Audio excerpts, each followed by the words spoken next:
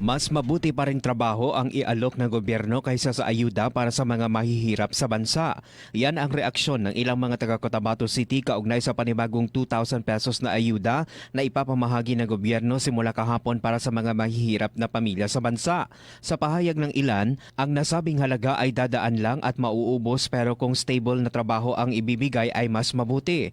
Nagiging form of corruption lang daw ayon sa iilan ang ayuda kaya huwag daw sanang sanayin ang mga Pilipino sa ganitong sistema. Nananawagan naman ang iilan na kung maari ay taasan ang halaga ng ayuda dahil na rin sa taas ng presyo ng mga bilihin ngayon.